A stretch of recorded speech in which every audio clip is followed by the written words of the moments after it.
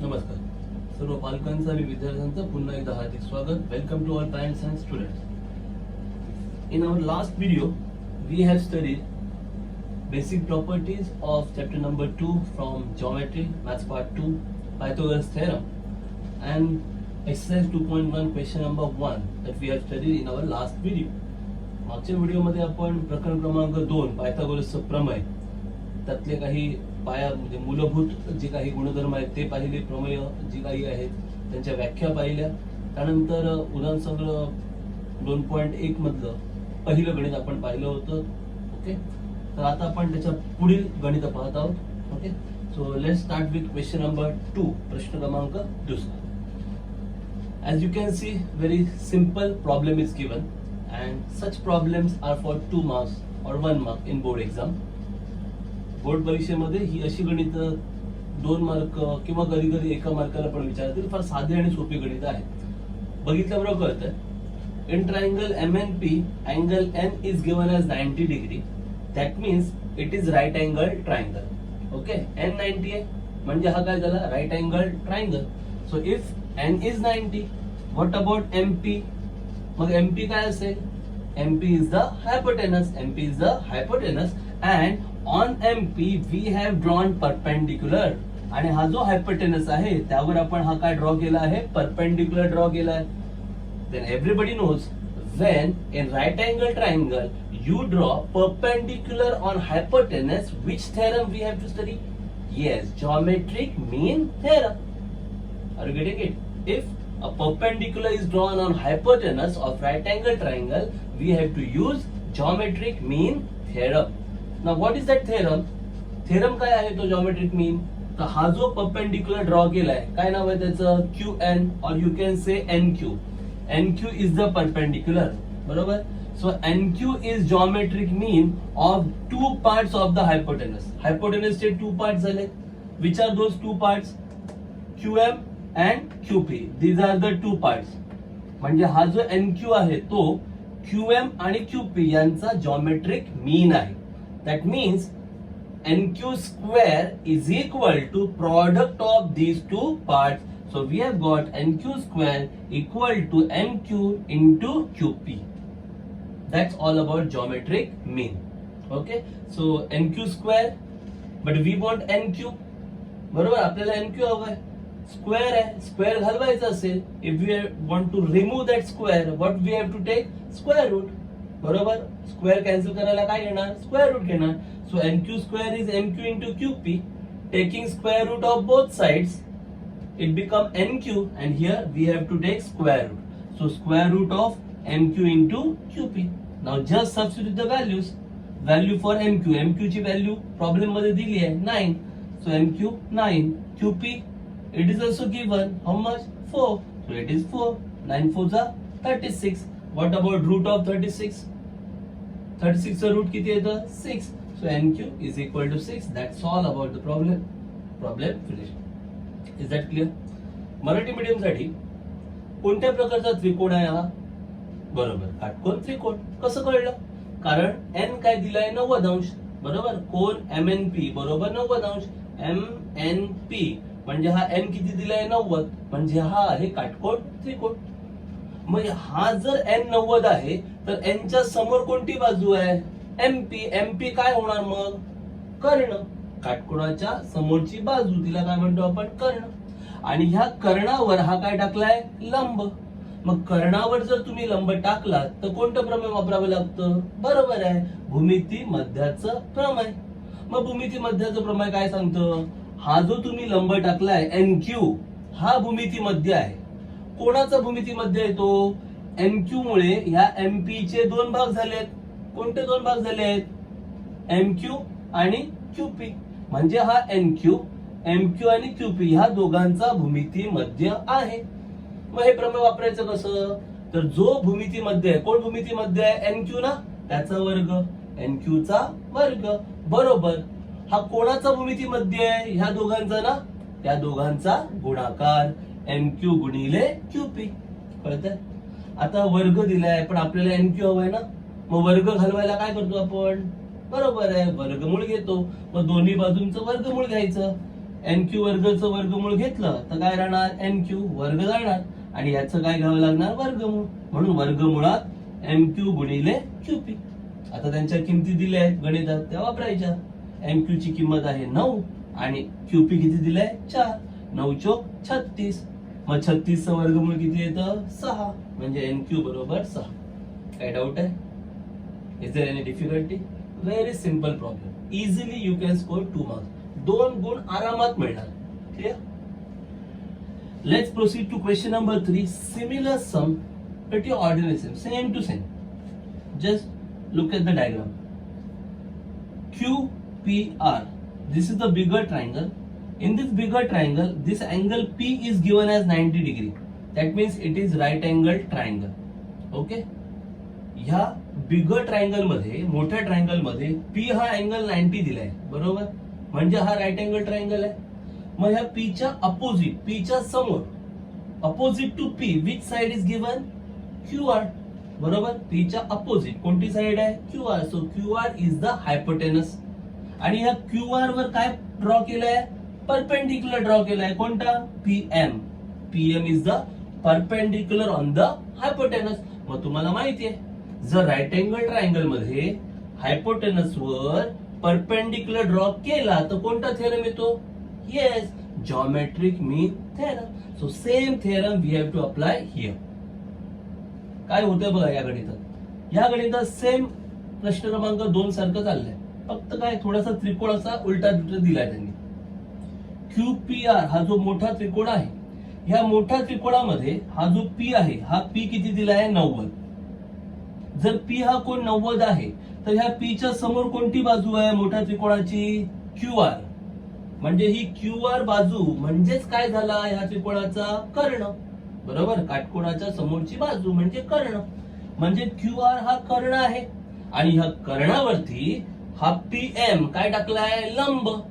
मग जेव्हा तुम्ही काटकोन त्रिकोणात कर्णावरती लंब टाकतात तेव्हा कोणतं प्रमेय येतं, कोणतं, भूमिती मध्याचा प्रमेय. कळलं? म्हणजे सेम ह्या गणितासारखं गणित आहे, काही वेगळं नाही. क्लियर? चला सुरू करूया. Let's proceed. Just we have to change names and all. In triangle MNP, here we have to write question number 3. In place of MNP, we have to write in triangle PQR, angle QPR, angle QPR. Angle QPR is equal to 90, angle QPR 90 degree. Then PM perpendicular. Say the PM perpendicular QR. PM is perpendicular to QR. Say the PM perpendicular सेग QR. Okay. त्रिकोण आता MNP नाही म्हणता येणार, काय म्हणावं लागेल, त्रिकोण PQR मध्ये कुठला कोण, P ना, म्हणजेच काय, QPR.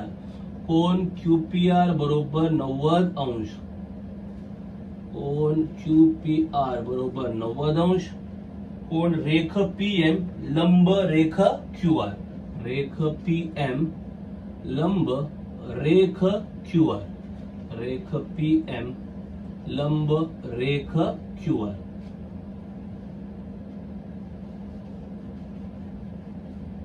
ओके, समजतंय? थोडेसे बदल करायचे, बाकी काही नाही त्यामध्ये. भूमिती मध्यच्या प्रमेयानुसार बाय थेरम ऑफ जॉमेट्रिक मीन. आता कोणाचा वर्ग येणार, भूमिती मध्ये कोण आहे, आता जो लंब आहे तो. मग लंब कोण आहे, PM. म्हणजे हा PM भूमिती मध्ये आहे. कोणाचा भूमिती मध्ये येतो, कर्णाचे 2 भाग झाले. कर्ण कुठला आहे, QR. QR चे 2 भाग कोणते, हा QM आणि हा MR. म्हणजे हा जो PM आहे तो ह्या QM आणि MR चा भूमिती मध्य आहे.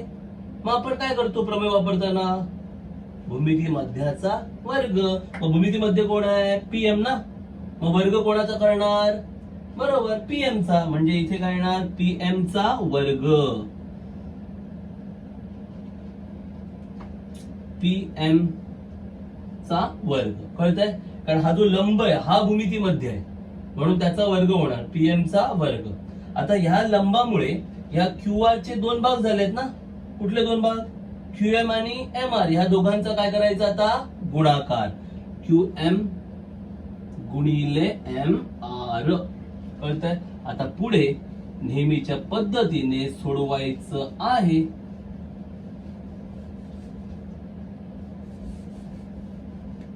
Okay, so here we have to use geometric mean theorem. Okay, geometric mean theorem. Perpendicular is PM. म्हणजे PM आहे geometric mean. That means PM is the geometric mean. Okay, and due to this perpendicular, hypotenuse is divided into two parts. ह्या perpendicular मुळे hypotenuse चे two parts झालेत. कोणते two parts आहेत? QM and MR. Is that clear? म्हणजे PM हा QM आणि MR चा जॉमेट्रिक मीन आहे. Okay, then how to apply geometric mean theorem. कसं अप्लाय करायचं? जो जॉमेट्रिक मीन आहे, कोण जॉमेट्रिक मीन आहे? हा परपेंडिक्युलर PM, त्याचा स्क्वेअर करायचा. PM square is equal to कोणाचा जॉमेट्रिक मीन आहे तो? These two parts. हे जे टू पार्ट झाले त्यांचा तो जॉमेट्रिक मीन आहे. मग कुठले टू पार्ट्स आहेत? QM आणि MR. त्यांचं काय करायचं? Multiplication, product. So that is equal to QM into MR. कळतंय? ओके, आता हा स्क्वेअर नको आहे, मग काय करणार? Square root. वर्ग नको आहे, काय करणार? वर्गमूळ. So therefore PM is equal to square root of QM into MR. म्हणून PM बरोबर वर्गमुळात QM गुणिले MR. आता किमती वापरा. इथे QM दिली आहे, प्रॉब्लेम असा आहे इथे, आता इथे वर्गमूळ घेऊन उपयोग नाही होणार आहे. का नाही होणार आहे? कारण यातलं PM त्यांनी गणितात दिलेलं आहे, त्यानंतर त्यांनी तुम्हाला गणितामध्ये QM दिलंय पण MR दिलेलं नाहीये. कळतंय का? म्हणजे PM आहे आपल्याकडे, QM आहे पण MR नाहीये. त्यामुळे स्क्वेअर रूट घेऊन उपयोग नाहीये. जे आहे तसंच घेऊन केलं तर बरं पडेल. Are you getting it? Here PM is given, QM is given, but we have to find MR. Okay, so to get MR no need to take square root. हा, PM फाइंड आउट करायचं असतं तर square route घेऊन फायदा होता. कळतंय? PM आपल्याला जर हवं असेल तर वर्गमूळ घ्यावं लागेल, पण आता PM तर दिलंय ना त्यांनी, त्यामुळे वर्गमूळ घेण्याची गरज नाहीये. Is that clear? ओके, आता किमती वापरूया. PM is given as 10. PM किती आहे? 10. But it is PM square. PM 10 आहे पण PM चा वर्ग आहे, म्हणजे आपल्याला 10 चा काय करावं लागणार? वर्ग. 10 square is equal to QM. QM is given as 8. QM दिलेली आहे 8. So in place of QM 8, QM च्या जागी 8. या 8 चा वर्ग करणार का आपण? 8 चा स्क्वेअर. 8 चा स्क्वेअर करणार का? नाही ना, because just QM is given ना. So 8 into MR as it is. Okay, now 10 square. 10 square is nothing but 100. 10 चा वर्ग किती? 100 is equal to 8 into MR. 8 multiply then divides. इथे गुंटा 8 ने, इकडे काय करणार? भागणार. So therefore 100 upon 8 is equal to MR. Now just make a calculation. 100 upon 8 how much? So therefore MR is equal to, म्हणून MR बरोबर 8 ने 100 ला भाग लावायचा. 8 1 जा 8. What remains? 2. 20. 8 to the 16. What remains? 4. So 0.85 जा 40. 12.5. This is the value for MR. 100 ला 8 ने भागलं किती आलं? 12.5. ही किंमत कुणाची आली? MR. पण गणितात आपल्याला QR विचारले. But question is QR. We have to find QR. So just check it out. QR find out करायला काय हवं? QM plus MR will give you QR. QR कशी मिळेल? हा QM दिसतंय, QM, आणि त्याच्या पुढे कोण आहे? MR. मग QM आणि MR जर अधिक केलं, बेरीज केली, तर आपल्याला काय मिळणार? QR मिळणार. Are you getting it? Okay, so now you can write. So therefore QR is equal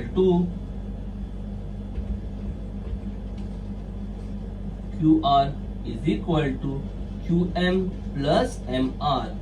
इथे तुम्ही लिहू शकता Q between M between R. Okay, Q in between M between R. Q दरम्यान M दरम्यान R.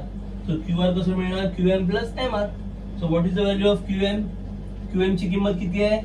8. 8 plus MR 12.5. So just add 20.5. This is the value for QR. म्हणजे QR ची किंमत येणार 20.5. काय कठीण गणित आहे? Are you getting it? Understood? Very simple problem. Okay, so question number 4. Let's try for question number 4 now. This is also pretty ordinary sum they have given.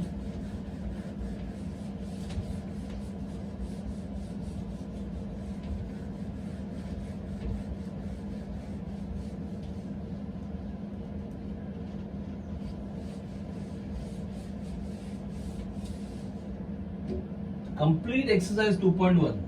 This complete exercise is very easy, and based on this exercise they will ask you simple problems in board exam. पूर्ण उदाहरण संग्रह 2.1 फार सोपं आहे आणि ह्या उदाहरण संग्रहावर अत्यंत सोपी गणितं बऱ्याच प्रमाणात बोर्डाच्या परीक्षेत विचारतात. त्यामुळे एक्सरसाइज नीट स्टडी करा, कारण हे सगळं बेसिक्स आहे. Question number 4. Triangle they have given like this.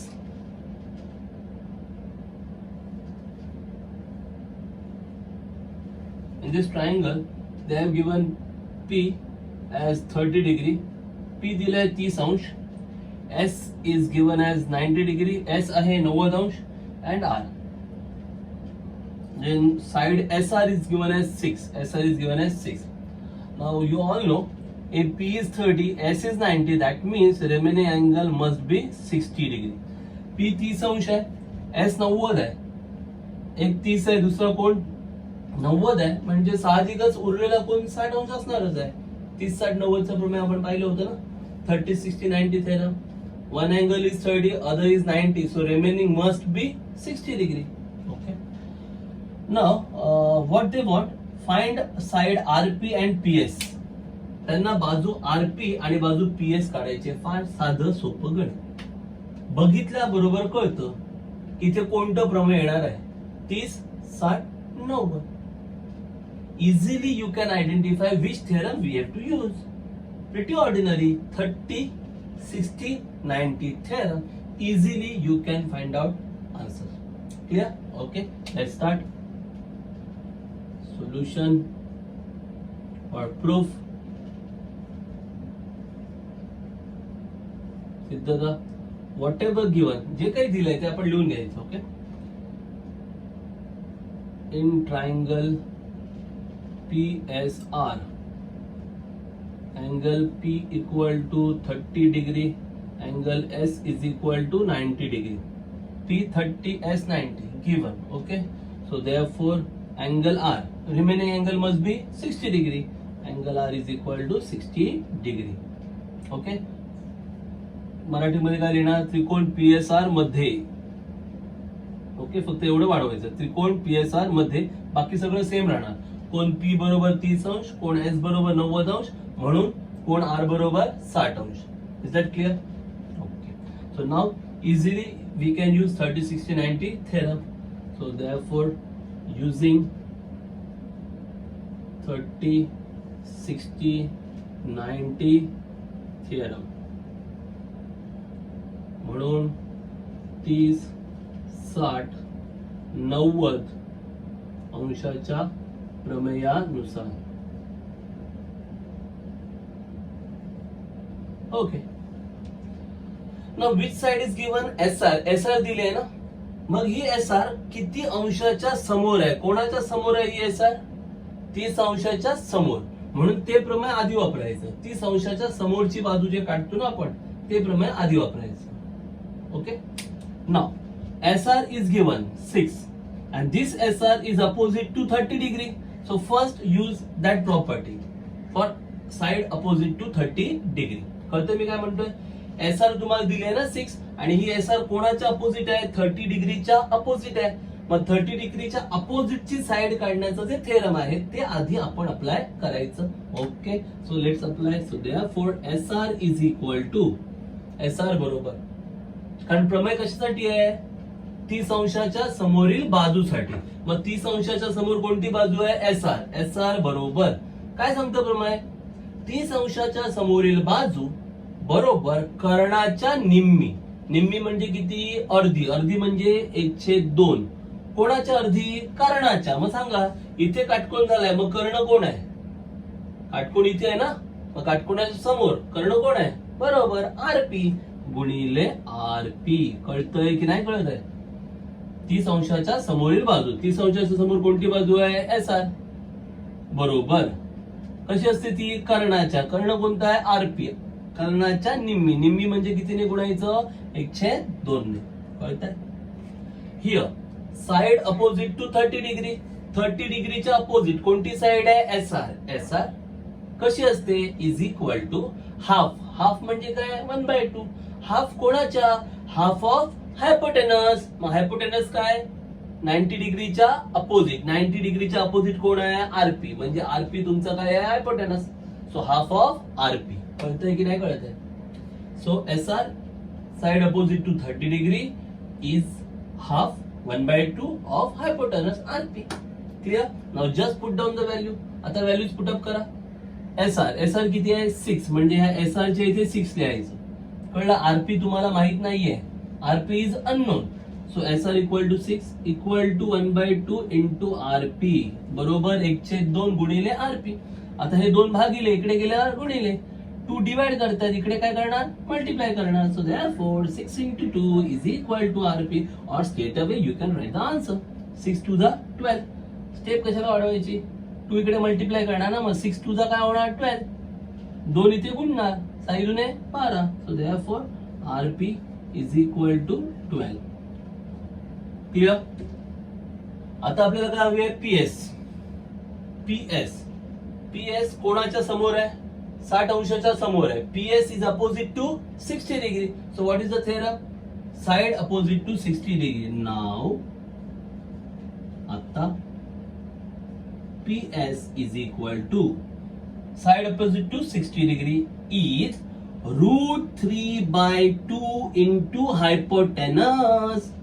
Side opposite to 60 degree. मग 60 डिग्रीच्या अपोजिट कोणती साइड आहे? PS is equal to √3/2 into hypotenuse. Hypotenuse कोणता आहे? RP. Okay, here you can write side opposite to 60 degree. 60 अंश समोरील बाजू. 60 अंश समोरील बाजू. ओके, नाउ पीएस किती अंशाच्या समोर आहे? 60 अंश समोर. मग काय प्रमेय सांगतं? 60 अंशाच्या समोरील बाजू पीएस कशी असते? वर्गमुळात 3/2 पट कोणाच्या? कर्णाच्या. कर्ण कोण आहे? आरपी. म्हणजे पीएस बरोबर वर्गमुळात 3/2 गुणिले कर्ण आरपी. म्हणजे 30 अंशासमोरची काढायची असेल तर कर्णाला 1/2 ने गुणायचं. 60 अंशाच्या समोरची बाजू हवी असेल, कर्णाला वर्गमुळात 3/2 ने गुणायचं. If you want side opposite to 30 degree, multiply hypotenuse by half of hypotenuse. And side opposite to 60 degree, √3/2 times hypotenuse. Simple theorem आहे, काही कठीण नाहीये. कळते कसं वापरतोय ते? Now put down the values. √3/2 into, आता पीएस तुम्हाला माहित आहे का? Do you know what is the value of PS? No. But now we know RP. RP is 12. So in place of RP just write down 12. पण आता RP कळली आहे ना? आरपी किती आहे? 12. म्हणजे आरपीच्या इथे किती लिहायचं? 12. आता ह्या 2 ने 12 ला भाग लावा. Base 12. Now you can divide 12 by 2. 2 6 12. So finally you will get 6√3. This is the answer for PS. So PS is 6√3 and RP is 12. This is our full and final answer. म्हणजे पीएस किती आलं? 6 वर्गमुळात 3 आणि RP किती आलं? 12. हेच आहे आपलं फुल अँड फायनल उत्तर. Clear everybody? Okay, this is all about 30, 60, 90 theorem. Now let's proceed to question number 5. This is activity based question. प्रश्न क्रमांक 5 हा कृतीवर आधारित आहे. म्हणजे काय? अर्ध्याधिक स्टेप ते देणार, रिकाम्या जागा तुम्हाला भरायच्या. They will give you half steps and remaining half blanks you have to fill. Okay, let's start.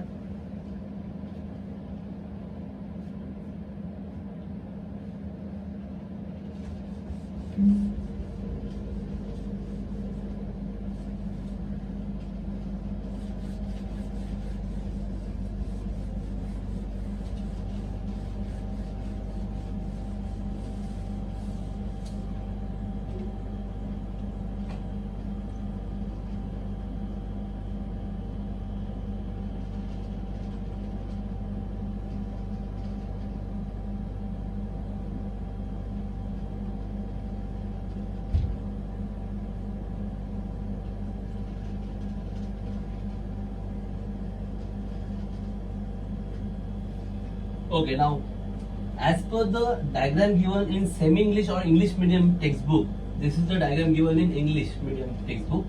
As per this diagram, some reasons will be different. Okay, and the answers given by textbook are not matching. Just like first, I'll give you. They have given first step like this: AB is equal to BC. This is given. म्हणजे काय आहे की semi English किंवा English मिडियमच्या पुस्तकांमध्ये ही अशी आकृती आहे, diagram असा आहे, बरोबर. आणि ह्या डायग्राम नुसार जर रिझन्स लिहायला गेलात पण ते रिझन्स टेक्स्टबुकच्या आन्सरशी मॅच होणार नाहीये. त्यामुळे ज्यांना सवय आहे, those who have habit to always refer textbook answers, for them this is explanation. Okay, so don't just refer with the textbook answer. AB is equal to BC. Why? Because already they have shown in the figure ना. AB equal to BC का? कारण इथे दिसतच आहे ना तुम्हाला गणितात. म्हणजे इथे त्यांनी दिलंय हे, याचा अर्थ इथे रिझन काय आलं पाहिजे होतं, गिवन, पक्ष. कळतंय का? पण त्यांनी रिझन वेगळं दिलंय. त्यांनी रिझन दिलं असणार sides opposite to congruent angles, पण इथे कुठे अँगल मेन्शनच नाही केले त्यांनी. Are you getting it? असं आहे थोडं. त्यामुळे तो मिस्टेक्स ऍक्च्युअली अँगल्स मेन्शन करायला पाहिजे होते. इथे 45 डिग्री, इथे 45 डिग्री असं मेन्शन करायचं आहे. त्यामुळे तो डायग्राम मध्ये मिस्टेक आहे ऍक्च्युअली. डायग्राम मध्ये करेक्शन अशी पाहिजे, here they should give 45 degree and again here should be 45 degree. Now we can match the answers with textbook. आता टेक्स्टबुकच्या आन्सरशी तुमचे आन्सर्स मॅच होणार.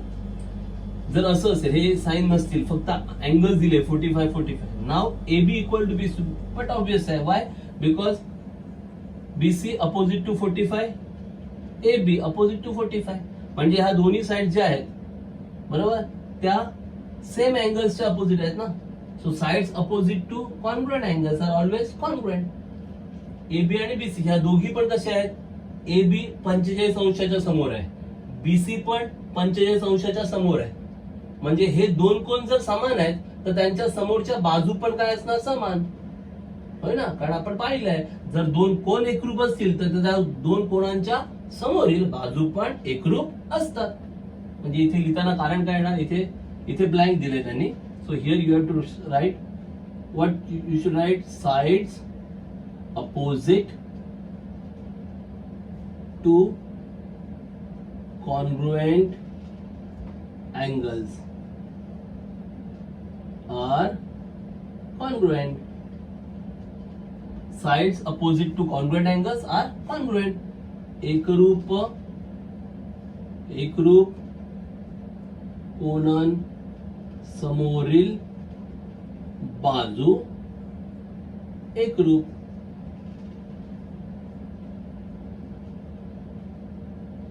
असतात. एकरूप कोणांसमोरील बाजू एकरूप असतात. Sides opposite to congruent angles are congruent. एकरूप कोणांसमोरील बाजू एकरूप असतात.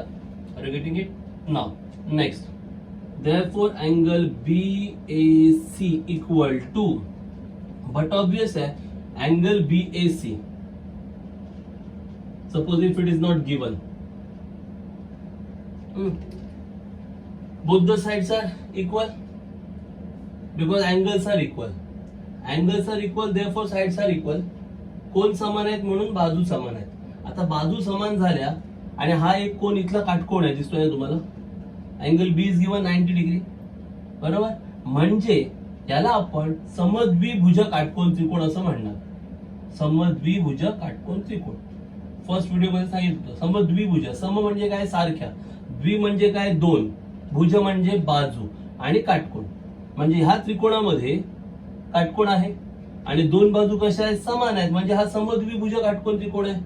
जर तो समद्विभुज काटकोन त्रिकोण असेल तर त्याचे दोन कोण 45 मापाचे असणार. म्हणजे हा जो ए आहे तो पण 45 असणार आणि हा सी पण 45 असणार. कळतंय? म्हणून angle BAC equal to 45 degree. Therefore angle BAC is equal to 45 degree. कळतंय काय म्हटलं ते? Here in this triangle B is 90 degree given. Okay, now AB and BC are same. So if in triangle two sides are same and one angle is 90 degree, that means this is isosceles right angle triangle. Two sides are same, right? Na? Two sides are same means isosceles, and right angle is given. So this is isosceles right angle triangle. मग isosceles right angle triangle मध्ये angles किती degree असतात? 45 45. Therefore angle BAC equal to 45 degree. Are you getting it? Okay. This is your next blank. ही तुमची पुढची रेखा मी दाखवतो. Then therefore AB is equal to BC is equal to dash into AC. Now AC इथे B90 आहे ना, मग 90 च्या opposite AC आहे म्हणजे AC काय झाला? हायपोटेनस. इथे B90 आहे, मग 90 च्या समोरची बाजू म्हणजे काय झालं? कर्ण. बरोबर. म्हणजे कर्णाला कितीने गुणायचं असं विचारलंय. आता तुम्हाला कळतंय इथे 45 अंशाचा कोण आलाय, म्हणजे हा त्रिकोण 45 90चा त्रिकोण आहे की नाही आहे. म्हणजे इथे 45 90चं प्रमेय येणार की नाही येणार. मग 45 90चं प्रमेय काय आहे? काय प्रमेय आहे ते? 45 अंशाच्या समोरील बाजू. बघा ना, 45 अंशाच्या समोरील बाजू कोणती आहे? 45 च्या समोर AB आहे, 45 च्या समोर BC आहे. AB बरोबर BC.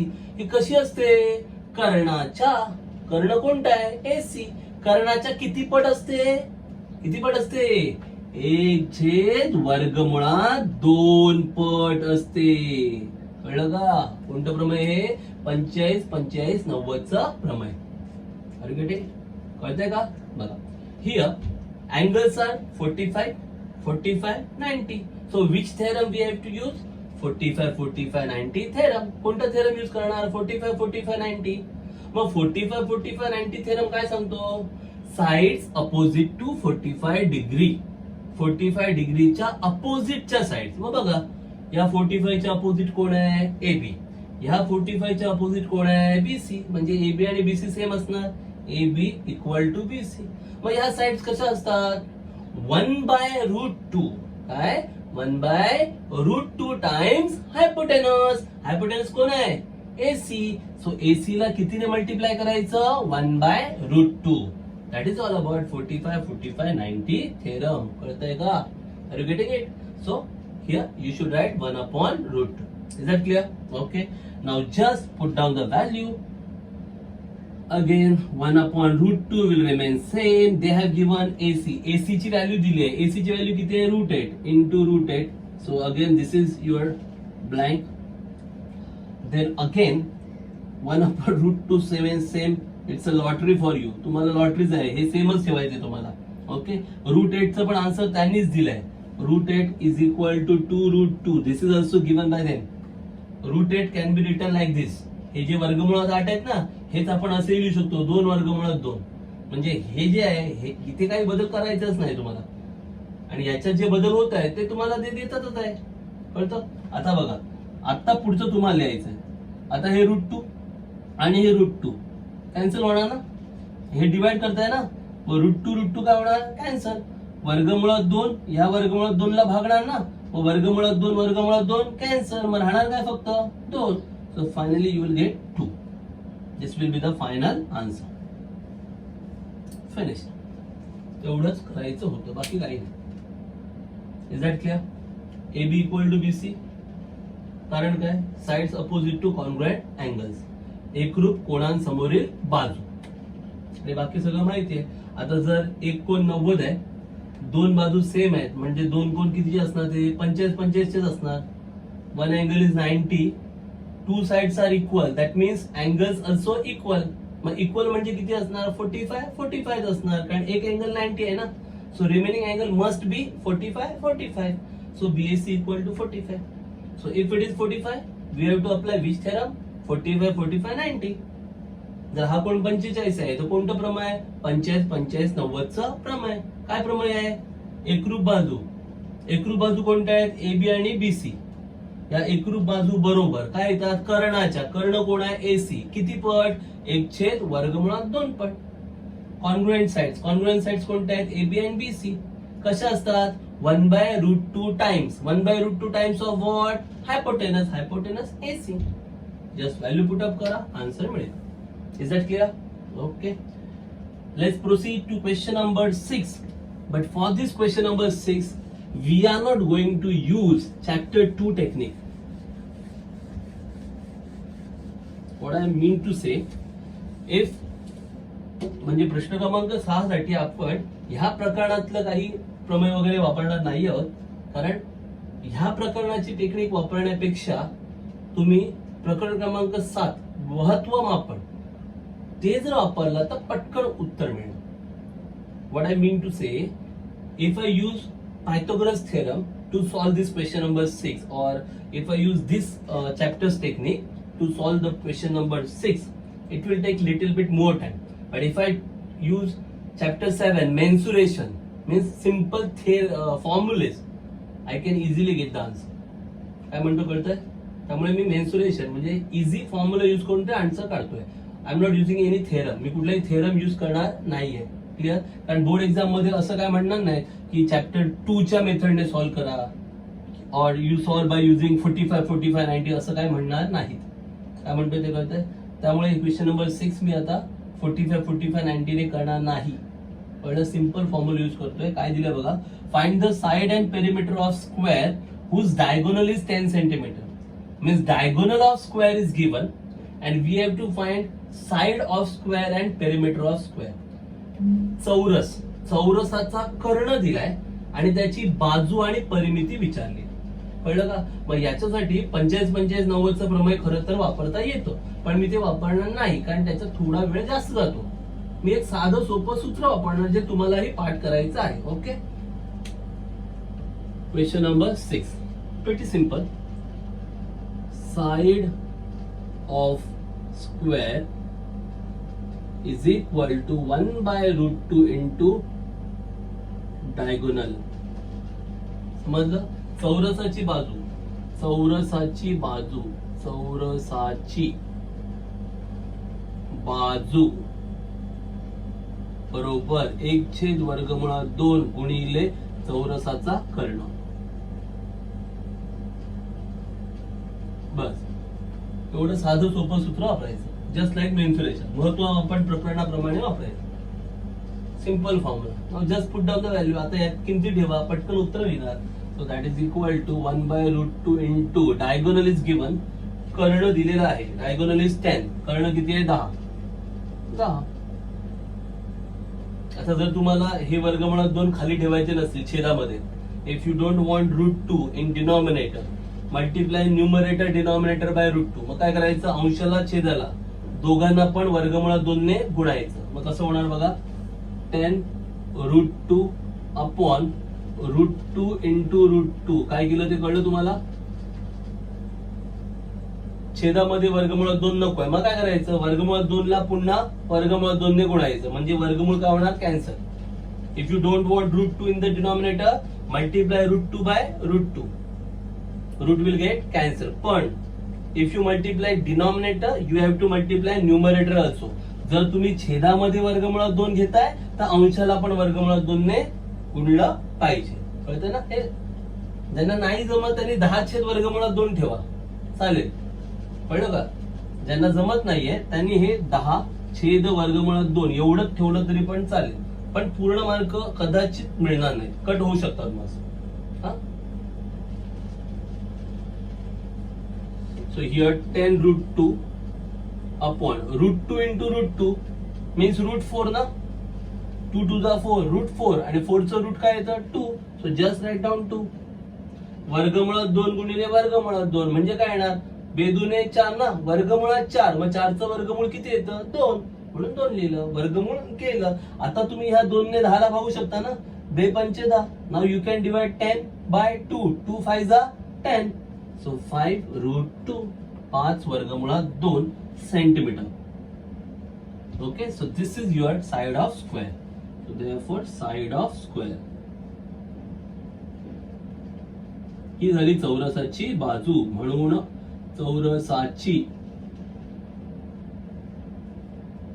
बाजू. इथपर्यंत कळलं? Any doubt? Simple formula. Side of square equal to 1 by √2 into diagonal. चौरसाची बाजू बरोबर 1/वर्गमुळात 2 गुणिले कर्ण. किमती वापरा, फायनल आन्सर मिळणार. काय डाऊट आहे? सेकंड क्वेश्चन विचारला आहे परिमिती, चौरसाची परिमिती. What is perimeter of square? It's also simple formula. Perimeter of square, no perimeter perimeter of square is equal to 4 into side. Perimeter of square equal to 4 into side. चौरसाची परिमिती, चौरसाची परिमिती, चौरसाची परिमिती. साधं सोपं सूत्र आहे. चौरसाची परिमिती बरोबर 4 गुणिले बाजू. ठीक आहे. सो 4 इंटू साइड, 4 गुणिले बाजू. मग बाजू साइड किती आहे 5√2 इंटू 5√2. 4 into side, 4 into 5√2. 4 गुणिले बाजू, बाजू किती आहे 5 वर्गमुळात 2 म्हणून 4 गुणिले 5 वर्गमुळात 2. 4 पंचे 20, 20√2 सेंटीमीटर. 20 वर्गमुळात 2 सेमी. Any doubts? कळलं? चौरसाची बाजू 5 वर्गमुळात 2 सेमी. चौरसाची परिमिती 20 वर्गमुळात 2 semi. Side of square 5√2 centimeter and perimeter of square 20√2 centimeter. Pretty simple sum. Clear? Let's proceed to our next question. Our next question, once again, very simple question, and I'll just give you hint of this question. No need to solve completely. Very easy question. Let's try question number 7. Just मी तुम्हाला थोडी जरी hint दिली तरी तुम्ही ते easily solve कराल असं ते आहे. प्रॉब्लेम फारच इझी सम दिलाय त्यांनी क्वेश्चन नंबर 7 मध्ये. What they have given.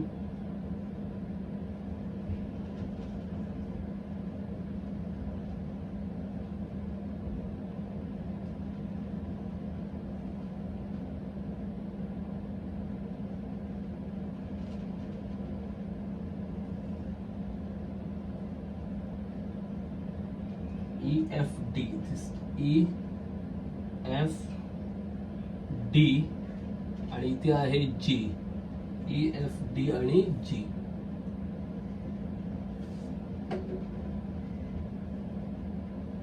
Okay.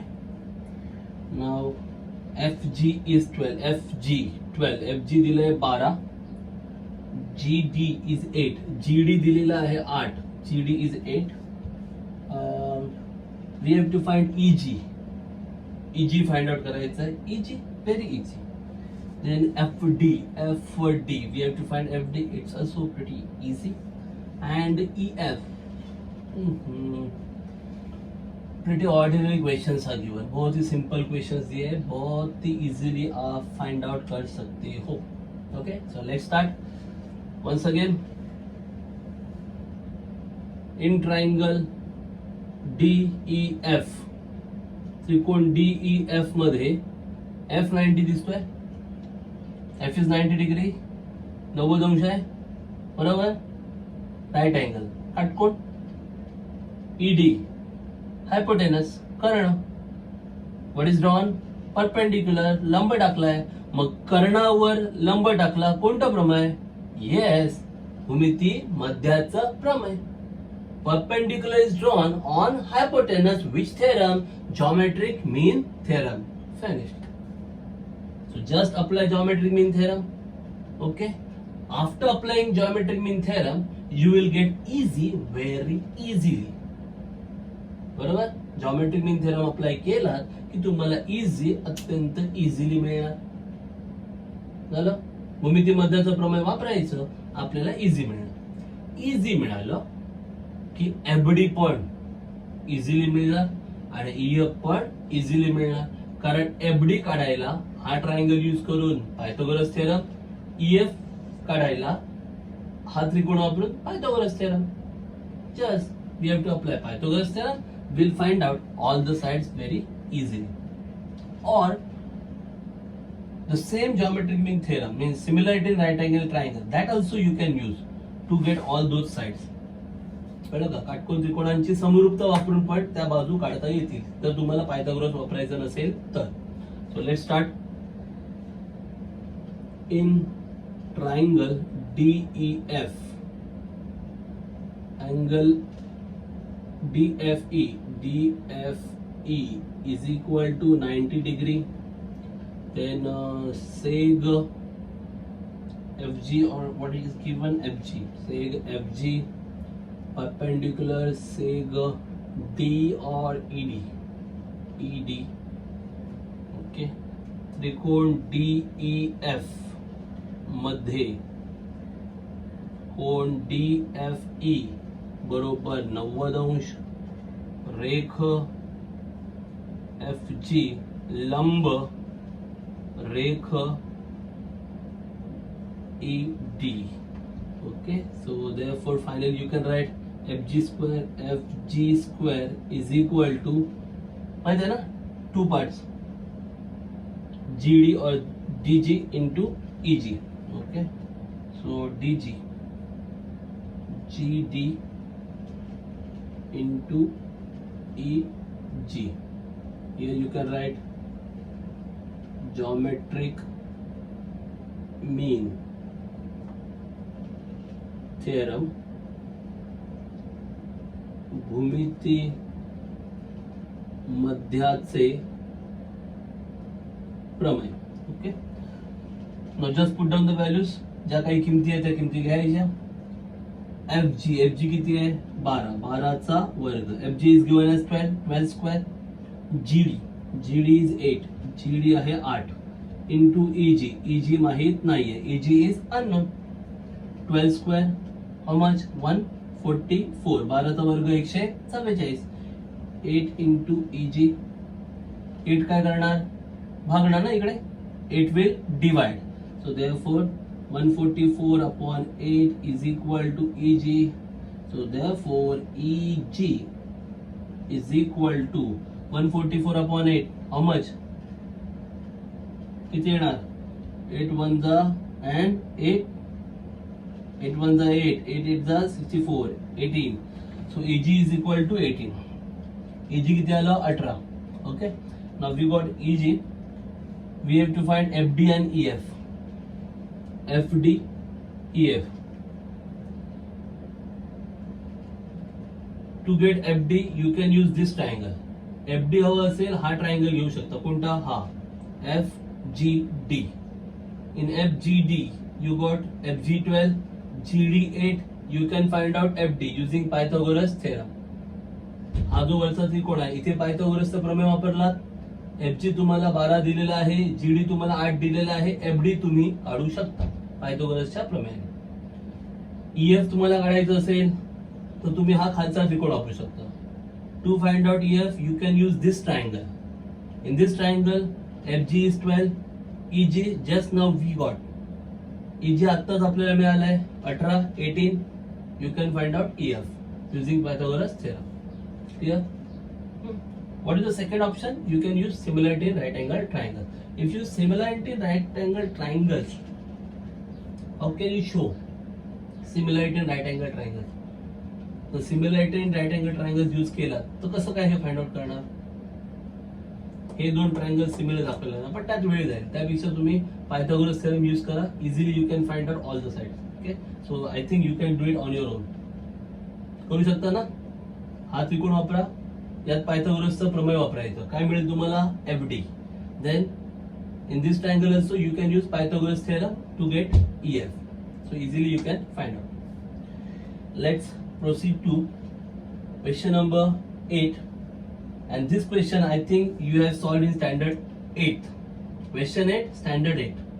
प्रश्न क्रमांक 8 हा इयत्ता 8वीत तुम्ही सोडवलेला आहे. Okay, what they have given, a diagonal of rectangle we have to find whose length is 35 cm and breadth is 12 cm. Pretty ordinary sum. You have to find diagonal of rectangle and length of diagonal is given, breadth of diagonal is given.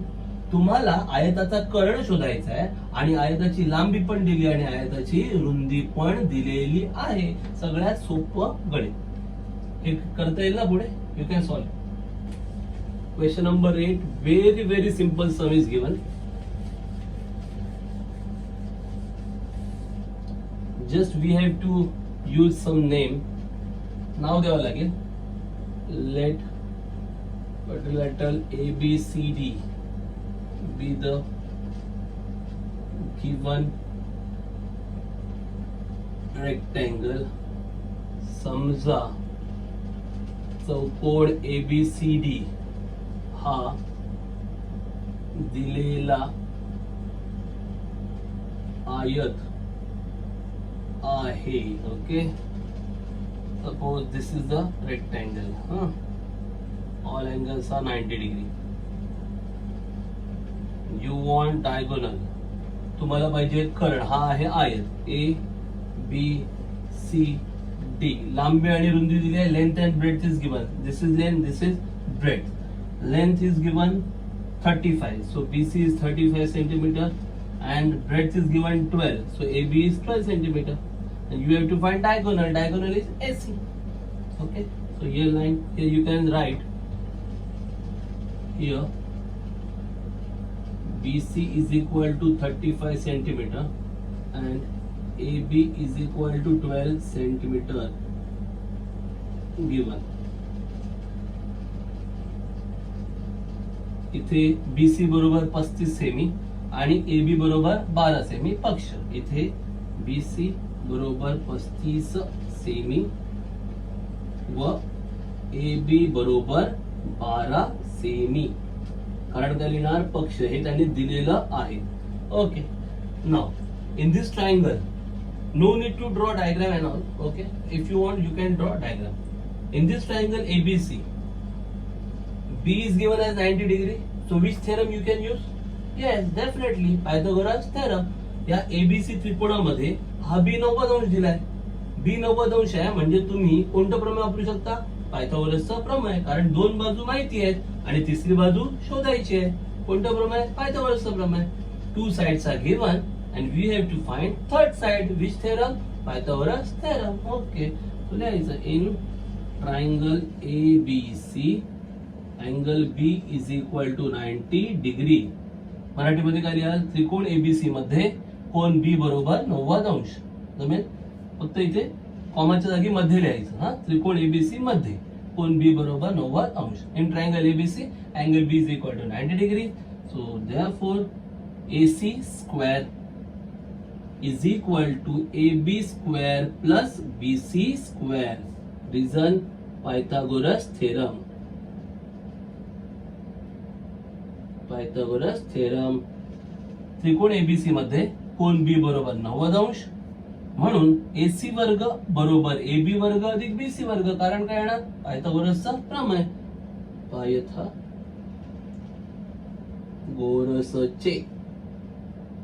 पायथागोरसचे प्रमेय. पायथागोरसचे प्रमेय. आता किमती वापरा. Just put down the values. AB 12 square, BC 35 square. AB आहे 12 चा वर्ग, BC आहे 35 चा वर्ग. 12 square 144, 35 square 5 square 25 and 3 4 are 12, 1225. बरोबर. 12 स्क्वेअर 144, 35 चा स्क्वेअर 1225 येतो ना स्क्वेअर करता. कसं करायचं माहिती आहे ना? 5 आहे, 5 चा स्क्वेअर 25 लिहायचा. 3 च्या पुढचा number, next number 4, 3 4 are 12, so 12 1225. Okay, unit प्लेसला 5 असेल तरच ही आयडिया यूज करायची. एकच स्थानी 5 असेल तर तुम्ही वर्ग आरामात करू शकता. काय केलं मी? 5 चा वर्ग 25 म्हणून 25 लिहिले. हा 3 आहे ना, 3 च्या पुढचा अंक कोणता असतो? 4. मग 3 चोक 12 म्हणून हे पुढेचे 12 लिहिले. मग काय तयार झालं? 1225.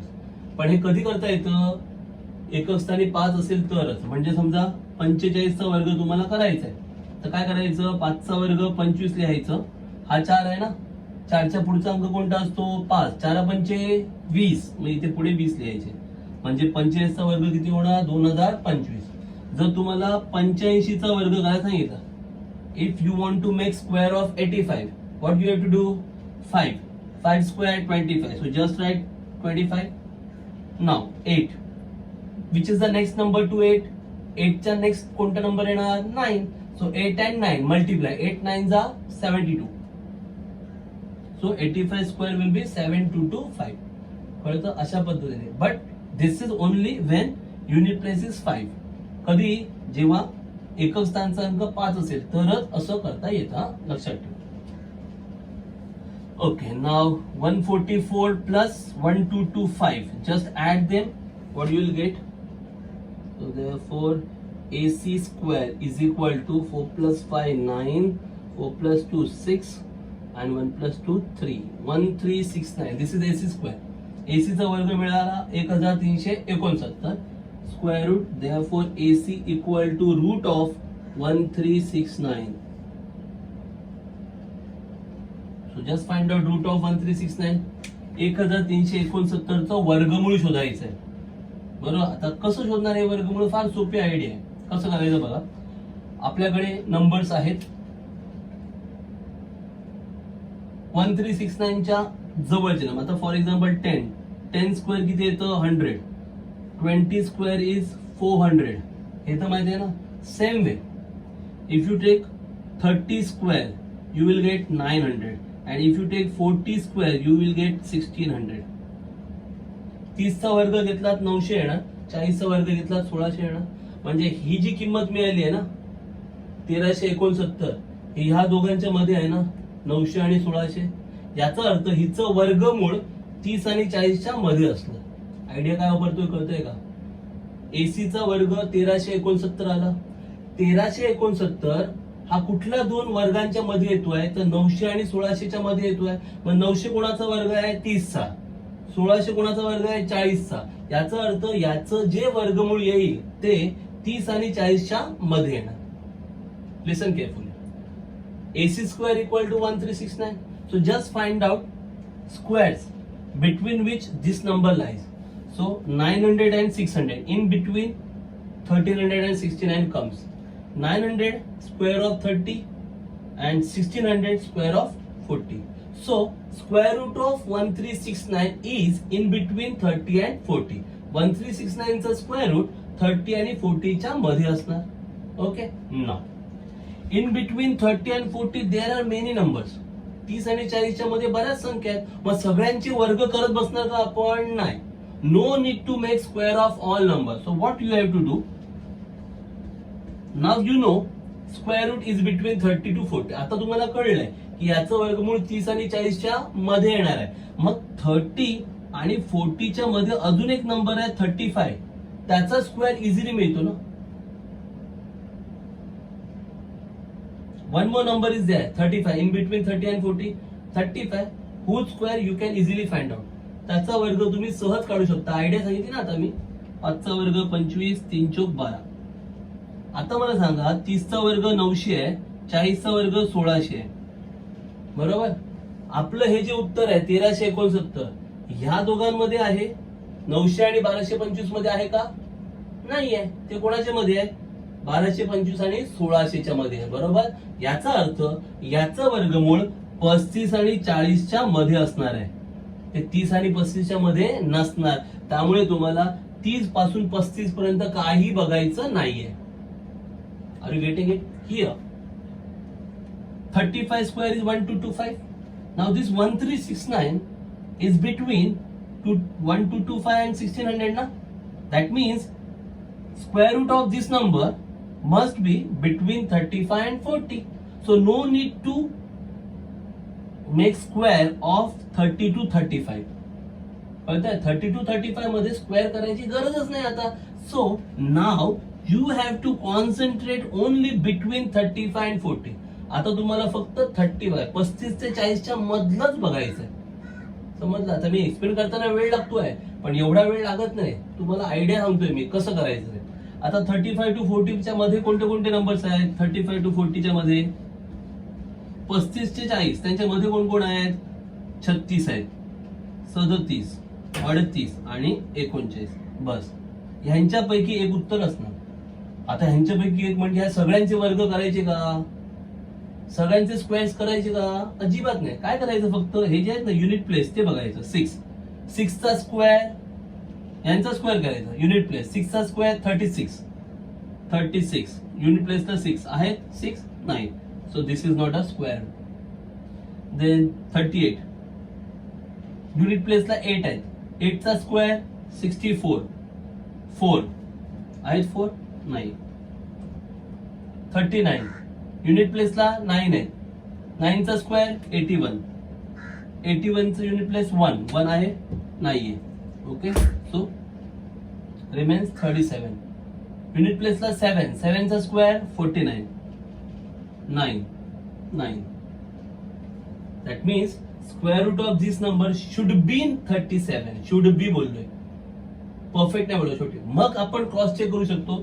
If you take 37 into 37 definitely you will get answer as 1369.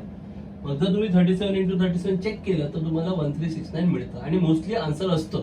त्यामुळे हे असं क्रॉस व्हेरीफाय करायची गरज नाही पडणार, आन्सर येणार. So the final answer will be 37 centimetre. काय केलं, 35 आणि 40 मधल्या 36, 37, 38, 39 हे 36 आहे, त्याचा नाही वर्ग करायचा.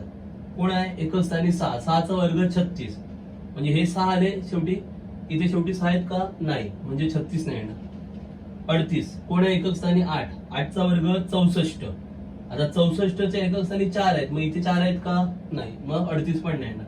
39 एकक स्थानी कोण आहे 9, 9चा वर्ग 81, एक आहे, इथे एक आहे, नाही, मग हे पण नाही. मग राहिले कोण 37, 37च्या एकक स्थानी कोण आहे 7, 7चा वर्ग 49, 49चा एकक कोण आहे शेवटी कोण आहे 9, इथे 9 आहे. कळलं, म्हणजे 37चा वर्ग तेवढा येऊ शकतो. मग आपण 37 गुणिले 37 करून बघू शकतो की खरोखर तेवढा येतो का, पण काय गरज नसते, कारण बोर्डला ऍक्च्युली ते आन्सर असतंच. त्यामुळे एवढं काय क्रॉस व्हेरीफाय करायची गरज नसते. त्यामुळे 1369 हा कोणाचा वर्ग आहे 37चा, त्यामुळे त्याचं वर्गमूळ किती येणार 37.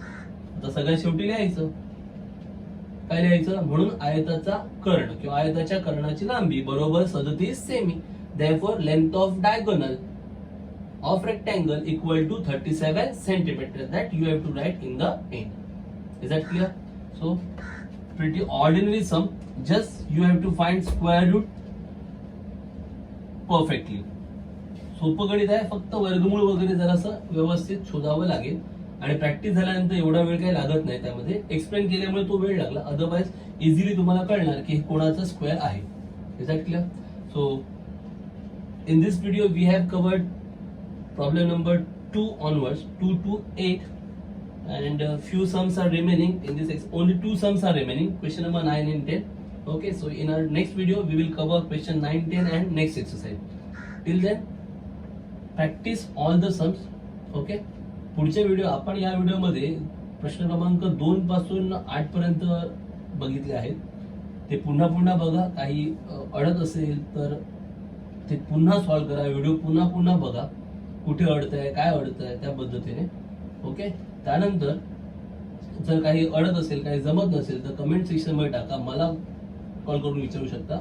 त्यानंतर क्वेश्चन नंबर 9, 10 आपण नेक्स्ट व्हिडिओ मध्ये पाहणार आहोत, 9वा आणि 10वा प्रश्न, आणि पुढचा एक्सरसाइज आपण पुढच्या व्हिडिओ मध्ये पाहू. ओके, तर तोपर्यंत व्हिडिओ पहा, पाहिल्यानंतर गणित समजून घ्या, ती व्यवस्थित सोडवा. ठीक आहे. Once again thanks for watching video. Video पाहिल्याबद्दल सर्वांचा धन्यवाद. व्हिडिओ पाहत राहा आणि अभ्यास करत राहा.